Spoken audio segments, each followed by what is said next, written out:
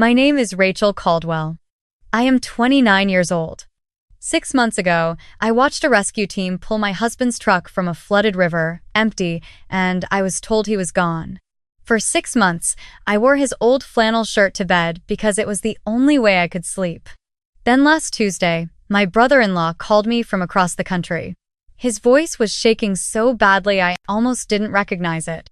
"Rachel," he said, "you need to stop whatever you're doing right now. I need to show you something." And when I finally saw what he had found, I had to sit down on the kitchen floor because my legs simply stopped working.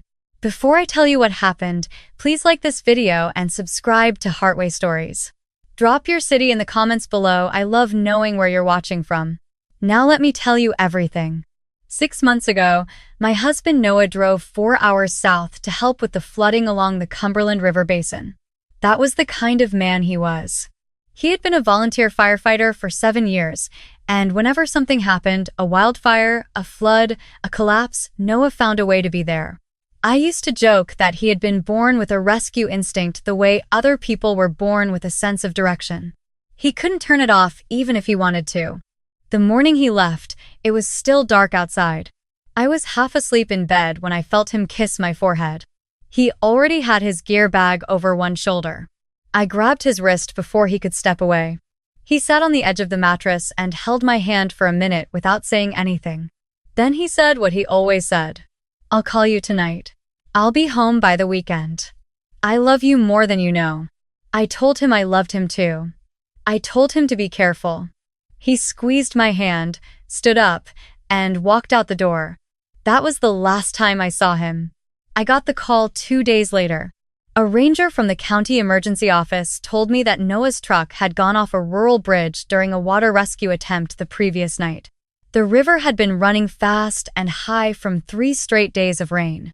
They had found the truck submerged 50 yards downstream. There was no sign of Noah. They said the conditions were dangerous and visibility was almost zero. They searched for 4 days. They never found him. After 10 days, they told me what I already knew they were going to say. Given the river conditions and the time elapsed, they could not continue the active search.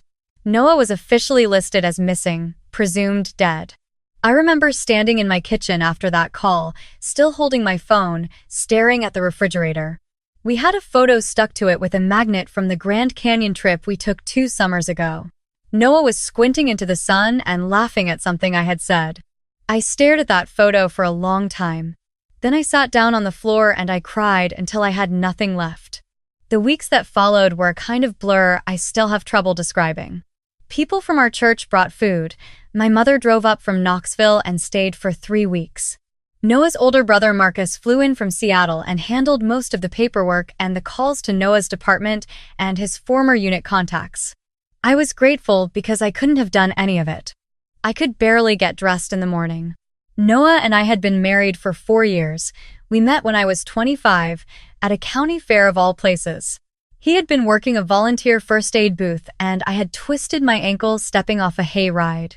He wrapped it very carefully and very seriously, like it was the most important task he had ever been given. I teased him about it, and he smiled, this slow, quiet smile that completely undid me. We talked for 2 hours. He asked for my number before I left. He called the next morning. Now all of that felt like something that had happened to someone else. Like a story I had read once and only half remembered. I went back to teaching in September, 6 weeks after they stopped the search. My principal had been patient and kind, but I knew sitting alone in the house was making things worse. At least in my classroom, I had a reason to get up.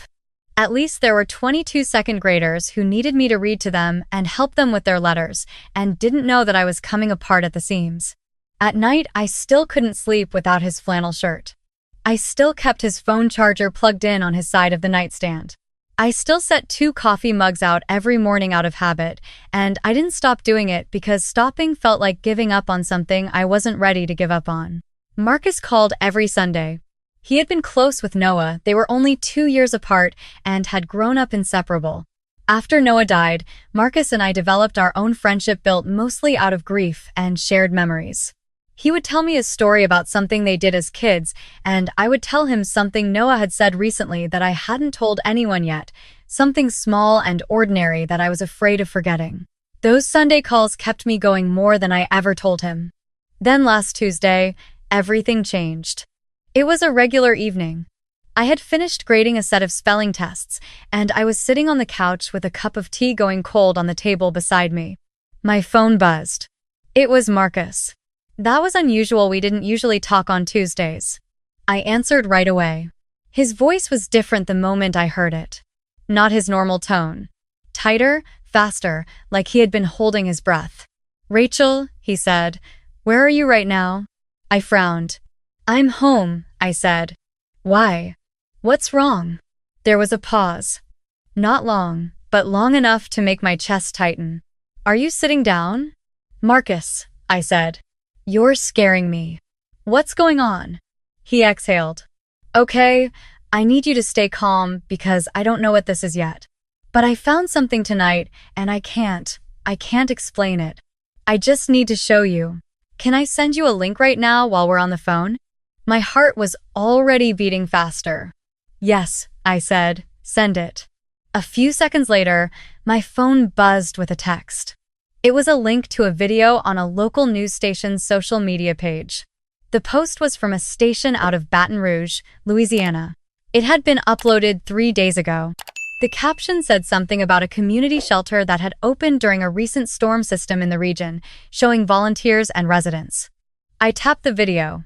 It was about 90 seconds long. Generic footage of a gymnasium converted into a temporary shelter. Cots, folding tables, people handing out meals.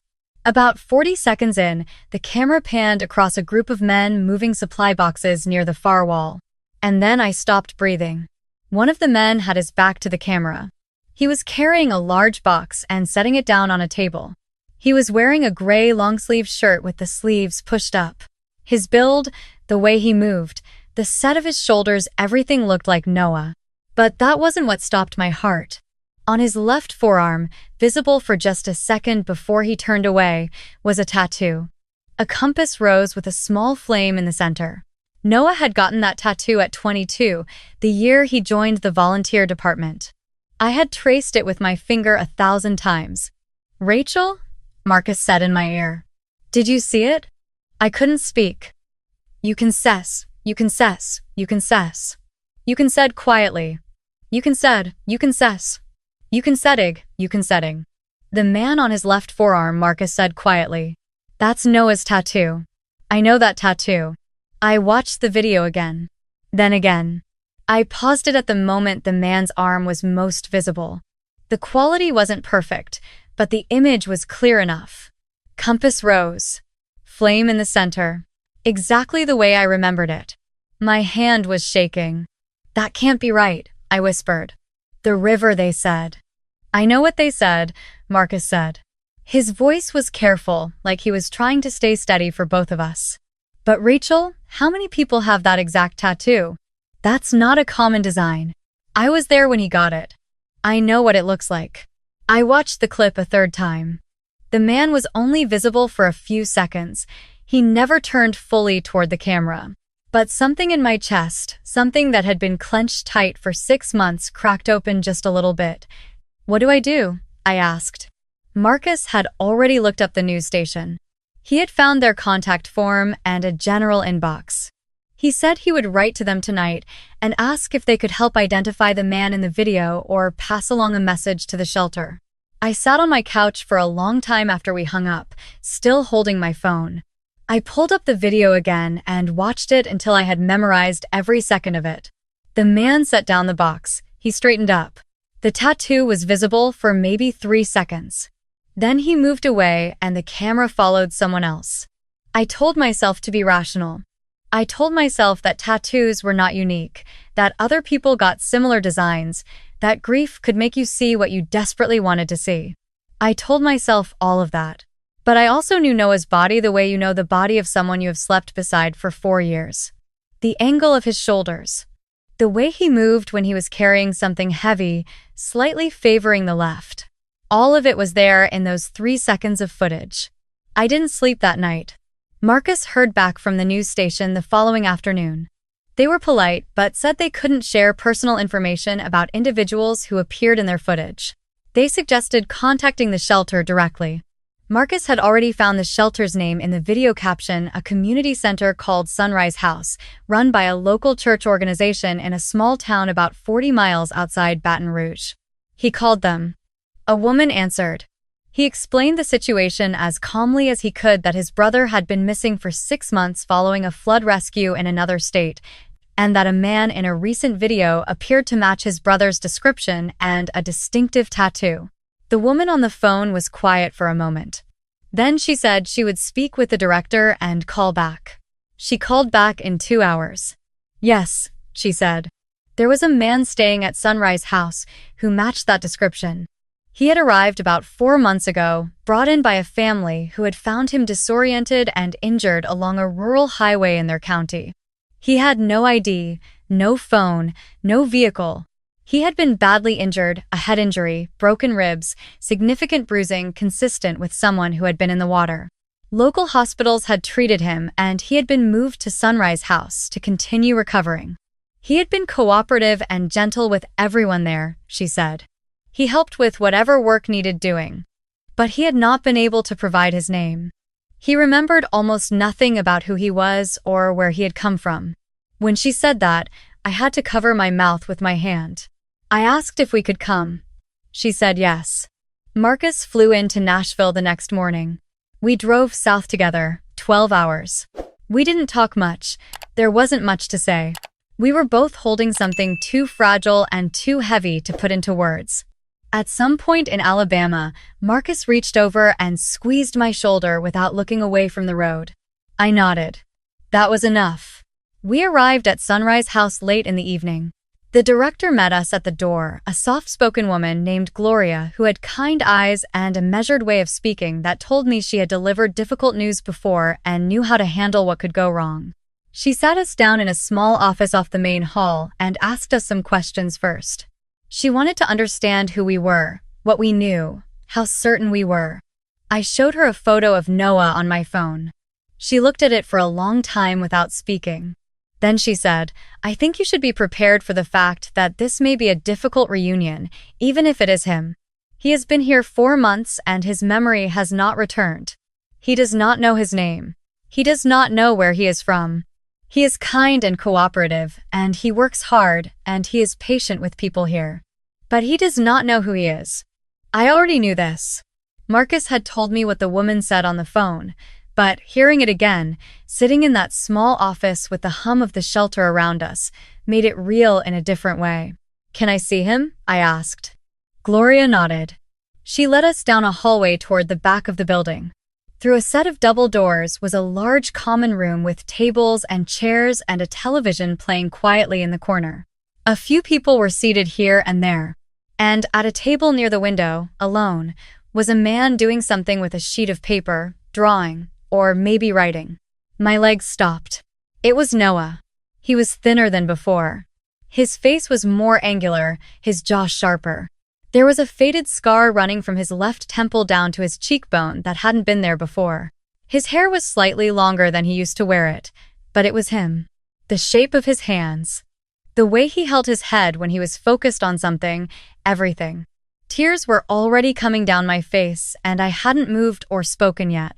Marcus made a sound beside me, a short, broken exhale, and I knew he saw it too. Gloria touched my arm gently. Take your time, she said quietly. I walked toward him. My heart was hammering so loudly I could hear it. He didn't look up right away. When I was a few feet away, he must have sensed something, because he raised his eyes from the paper. He looked at me. His eyes were the same. Exactly the same. That specific shade of dark brown that always looked warmer in low light. I couldn't speak for a moment. Then I said his name, Noah. He didn't react the way I had imagined it. No sudden recognition. No reaching for me. He looked at me with a steady, careful expression, the kind of look someone gives a stranger who clearly knows them, and the gentleness in it somehow made it worse. He said, I'm sorry. Do I know you? It felt like something physical. Like a door closing in my chest. I sat down across from him because I didn't trust my legs. Marcus had stopped a few feet back. I could feel him standing there, not wanting to overwhelm. "My name is Rachel," I said, and my voice cracked on the first word. "I'm your wife." He looked at me without flinching, without pulling away, but also without recognition. He was quiet for a moment. Then he said, quietly, "I've been told I might have family somewhere. I just can't." He paused and touched the scar along his temple. "I can't reach any of it. It's like trying to remember a dream." "I know," I said. "I know. That's okay. I'm not going anywhere." In the days that followed, Marcus and I stayed in a nearby motel and came to Sunrise House every day. Gloria arranged for Noah to have time with us, gradually, without pressure. The first day we mostly just sat in the common room. I brought photos on my phone and laid them out on the table in front of him. Our wedding. Our apartment. The dog we had, a tan mutt named Biscuit, who was staying with my mother in Knoxville. Holidays with his family. The Grand Canyon with the photo from the refrigerator. He looked at every single one carefully. He asked me questions not to test me, but genuinely curious, like he was looking at an exhibition of someone else's life and trying to understand the story behind each image. Who took this one? Where was this? What was happening here? I answered everything. I told him every story I could remember. I talked until I was hoarse, and then I kept talking. Marcus told him stories from when they were kids. Growing up in Clarksville. The time Noah broke his arm falling out of the tree in the backyard and tried to hide it for 2 days. The summer they drove to Florida with their dad and the car broke down in Georgia and they spent a night in a gas station parking lot. Noah listened to all of it. Sometimes something small would cross his face, not quite recognition, more like the faint echo of something, and then it would fade. He was kind to us. Genuinely kind. He clearly felt something in our presence that he didn't fully understand, a kind of pull, and he didn't fight it. He asked me questions about myself. He remembered things I had told him from one day to the next. But the wall was still there. 5 days in, I was running out of ways to reach him. On the 6th evening, I was sitting with him on a bench in the small courtyard behind the shelter. The sky was turning deep blue. We had been quiet for a while. I was trying not to cry again because I had been crying every day and I was exhausted from it. I was trying to just sit with him and let that be enough. Then, without really planning it, I started humming. It was a song that had no grand significance to anyone else in the world. It was a song by a band Noah had loved in college, long before I knew him, that he had introduced me to early on when we were dating. We used to listen to it on long drives. He had played it at our wedding reception, not as a first dance song, just on the playlist, and when it came on he had looked across the room at me and smiled. Over 4 years it had become the background music of our ordinary life together. I didn't plan to hum it. It just came. Noah was quiet beside me.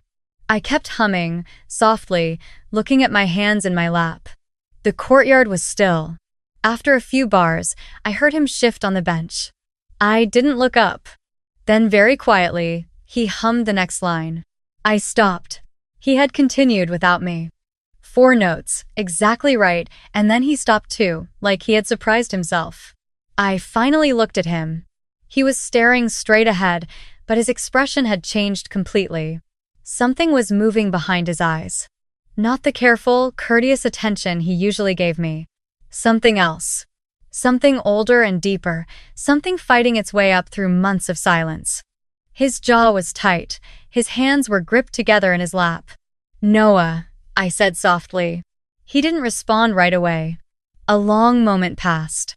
The sky above the courtyard was dark blue turning to black. Then I saw his shoulders drop, the way they always did when he was letting go of something he had been holding too hard. He turned to look at me. His eyes were wet. He opened his mouth and then closed it. Tried again. Rachel, he said. Just that, just my name. But the way he said it, like something found after a long search, like a word he had been reaching for across a very great distance, undid me completely. I put my hand over my mouth. I was shaking. He reached over and took my other hand in both of his. His grip was tight, the way it always was when he was trying not to cry. He pressed our joined hands against his chest. I remember the drive, he said, very quietly. I remember the rain. There was a woman on the bridge. He stopped. His voice was rough. I remember the water. That's okay, I said, crying fully now. You don't have to. He shook his head. I remember you, he said. I remember Biscuit stealing your shoe that one time and you chased him around the kitchen. He exhaled something that was almost a laugh and almost a sob. I remember the Grand Canyon and you said the sign was wrong and argued with the park ranger. I laughed. I was crying and laughing at the same time. I don't have all of it, he said. There are still pieces missing. But I remember you. I remember us. I put my arms around him, and he held me the way he always had, arms wrapped all the way around, chin resting on top of my head, completely steady. For 6 months, I had fallen asleep in an empty bed holding his flannel shirt like it was the closest thing I had left of him.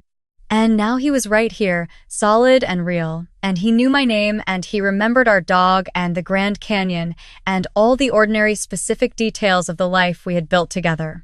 We stayed like that for a long time. Neither of us talked. The shelter behind us was quiet. The sky finished going dark. Later, the doctor who had been consulting on his care explained that this kind of memory loss following severe head trauma and near drowning was not uncommon. The brain, under that level of physical stress, sometimes sealed off autobiographical memory as a protective response. It did not mean the memories were gone. It meant they were inaccessible, locked behind the shock and injury, waiting for the right key. For Noah, that key had been a song. 4 notes of something we had played 1,000 times in the car on ordinary Tuesday afternoons, going nowhere in particular. The next morning, I called my mother in Knoxville. I need you to bring Biscuit, I said. There is still a long road ahead.